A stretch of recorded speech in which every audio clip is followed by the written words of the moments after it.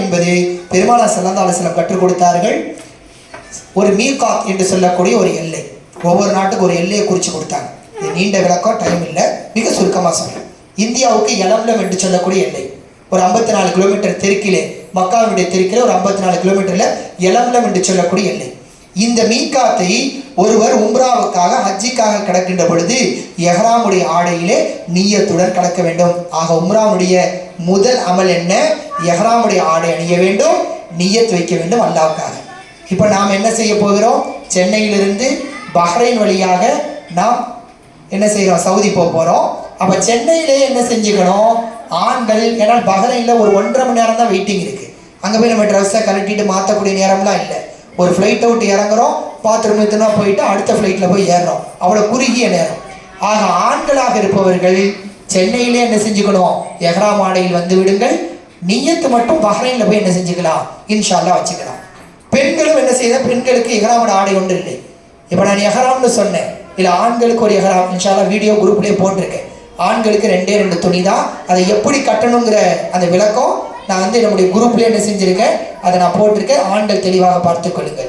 பெண்களுடைய எஹ்ராம் என்பது நீங்கள் அணிந்திருக்கக்கூடிய ஆடை தான். ஒன்றே ஒன்று, நிய்யத்து வைத்து விட்டால் உங்கள் முகத்தை என்ன செய்யக்கூடாது? மூடக்கூடாது. ஆண்கள் எஹ்ராமுடைய ஆடைக்கு வந்து விட்டால் முகத்தை மூடக்கூடாது, தலையை மூடக்கூடாது. பெண்கள் எஹ்ராமுடைய ஆடையில் வந்து விட்டால் நீங்கள் இப்பொழுது உடுத்தக்கூடிய அதே ஆடை தான், ஆனால் என்ன செய்யக்கூடாது? முகத்தை மூடக்கூடாது. இந்த எஹ்ராமுடைய சில சட்டங்கள் இருக்கிறது. எஹ்ராமுக்கு முன்னால் சில விஷயங்கள் ஹலால். முடியை வெட்டி கொள்ளலாம், நகம் வெட்டி கொள்ளலாம், அத்தர் மலர்மணம் பூசிக்கொள்ளலாம், அதே போன்று கணவன் மனைவி உறவு கொள்ளலாம். இது மாதிரியான விஷயங்கள்லாம் இருக்குது. ஆனால் எஹ்ராமுடைய ஆடைக்கு வந்து விட்டால் சில விஷயங்களை மார்க்கம் ஹராமாக்குகிறது, தடை செய்கிறது. அதிலே ஒன்று, முடிகளை என்ன செய்யக்கூடாது? கத்தரிக்கக்கூடாது. நகங்களை என்ன செய்யக்கூடாது? வெட்டக்கூடாது. எந்த ஒரு முடியும் எடுக்கக்கூடாது. நறுமணம் என்ன செய்யக்கூடாது? பூசக்கூடாது. கணவன் மனைவி உறவு சம்பந்தப்பட்ட எந்த ஒரு வார்த்தைகளையும் பயன்படுத்தக்கூடாது. காபாவில் இருக்கக்கூடிய அல்லது மக்காவில் இருக்கக்கூடிய எஹ்ராமுடைய ஆடைக்கு பின்னால் தாவர செடி கொடிகள் என்ன செய்யக்கூடாது? பிடுங்கக்கூடாது.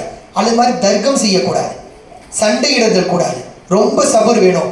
இதுவெல்லாம் எஹ்ராமுடைய ஆடை அணிந்து விட்டால் வரக்கூடிய சட்டங்கள். அப்போ ஆண்களுக்கு எஹ்ராமுடைய ஆடை என்பது தையல் இல்லாத 2 ஆடை, மேலங்கி ஒன்று கீழங்கி ஒன்று. செப்பல் மட்டும் என்ன செய்யணும்? ஹவாய் செப்பல் மாதிரி போட்டுக்கணும். காலை முழுமையாக என்ன செய்யக்கூடாது? மூடக்கூடாது. இதுதான் ஆண்களுடைய எஹ்ராமுடைய கோடு. பெண்களுடைய எஹ்ராமுடைய கோடு என்ன? அவர்கள் எந்த ஆடை வேண்டுமானாலும் உடுத்திக் கொள்ளலாம். நிய்யத் வைத்ததற்கு பின்னால் முகத்தை மட்டும் என்ன செய்யக்கூடாது? மறைக்கக்கூடாது. இது பெண்களுடைய எஹ்ராம். இவன் எஹ்ராமுடைய நிய்யத் என்ன செய்வோம்? அல்லாஹும்ம இன்னி உரீதுல் உம்ரத ஃபயஸ்ஸிர்ஹா லி வ தகப்பல்ஹா மின்னி. இறைவா, உனக்காக நான் உம்ரா செய்ய நாடிவிட்டேன், என்னுடைய உம்ராவை நீ ஏற்றுக்கொண்டு அதை லேசாக்கி தருவாயாக என்ற நிய்யத்தை நாம் இன்ஷா அல்லாஹ் அந்த நிய்யத்தில் வைப்போம். எஹ்ராமுடைய ஆடை அணிவோம், அப்புறம் நிய்யத்து வைப்போம். நிய்யத்து வச்சதுக்கு பின்னால் இன்ஷா அல்லாஹ் தல்பியா சொல்ல ஆரம்பிப்போம். அது வாஜிப். لبيك اللهم لبيك لبيك لا شريك لك لبيك إن الحمد والنعمة لك والملك لا شريك لك என்ற தல்பியாவை அதிகம் விமானத்தில் ஏறுகின்ற பொழுதும், விமானத்தில் இறங்குகின்ற பொழுதும், பேருந்தில் ஏறுகின்ற பொழுதும், பேருந்திலிருந்து இறங்குகின்ற பொழுதும், எங்கெல்லாம் நடந்து சொல்கிறோமோ காபாவை பார்க்குற வரைக்கும் தல்பியா ஓதிக்கிட்டே போவாங்க. அப்போ எஹ்ராமுடைய முதல் அமல் என்ன சொன்னேன்? எஹ்ராமுடைய ஆடை அணிகிறோம், நிய்யத்து வைக்கிறோம். நிய்யத்து வச்சுட்டு இன்ஷா அல்லாஹ் போயிட்டோம். மற்ற விவரங்கள்லாம் நான் விவரமாக சொல்கிறேன், ஏன்னா ரொம்ப சுருக்கமான நேரம். காபாவுக்கு போயிட்டோம். காபாவில் போயிட்டு தவாஃபை ஆரம்பிப்போம். அங்கே போய் நிய்யத்து வைப்போம். 7 தடவை என்ன செய்யணும்? தவாஃப் செய்யணும். மூளை, இந்த மூளை ருக்குனுல் ஹிந்துமாகும். இந்த மூளையில் ஹஜர் அஸ்வத் கல் இருக்கும். அந்த கல்லை பார்த்து பிஸ்மில்லாஹி அல்லாஹ் அக்பர் வலில்லாஹில் ஹம்த் என்று கையை உயர்த்தி முத்தமிட்டவாறு தவாஃப் என்ன செய்வோம்? ஆரம்பிப்போம். தவாஃப் ஆரம்பித்து அப்படியே சுற்றிக்கிட்டே வருவோம். 3ஆம் கலிமா ஓதுவோம். அப்புறம் பெருமானார் ஸல்லல்லாஹு அலைஹி வஸல்லம் கற்றுக் கொடுக்கக்கூடிய துவாக்கள் இன்ஷா அல்லாஹ் சத்தம் போட்டு நான் ஓதுவேன். எனக்கு பின்னாடியே நீங்கள் ஓதிட்டு வருவீங்க. அப்படியே என்ன செய்வோம்? கொண்டு வந்து மீண்டும் ஹஜர் அஸ்வத் கல் கிட்ட வரப்போ ஒரு சுற்று முடிஞ்சு. அந்த நேரத்தில் ஆண்கள் தங்களுடைய ஆடையை முதல் 3 சுட்டுக்கு மட்டும் வலதுபுற தோல் பூஜம் தெரியுமாறு ரமல் என்று சொல்வார்கள். கொஞ்சம் அப்படி குலுங்கி நடக்கும். இன்ஷா அல்லாஹ் எல்லா விவரமும் சொல்லி தருவேன். ஷார்ட்டாக புரிஞ்சுக்கோங்க. அப்போ இந்த காபாவை 7 தடவை சுத்த வேண்டும். ஆரம்பிப்பது ஹஜர் அஸ்வத் கல், முடிப்பது ஹஜர் அஸ்வத் கல். ஒரு தவாஃப். இதே மாதிரி எத்தனை தவாஃபு? 2, 3, 4, 5, 6, கடைசியாக 7.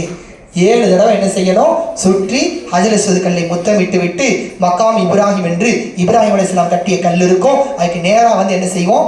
2 ரக்காத் வாஜிபான தொழுகை, தவாஃபுடைய வாஜிபான தொழுகை 2 ரக்காத்து தொழுவோம். தொழுதுட்டு ஜம்சம் பருகுவோம்.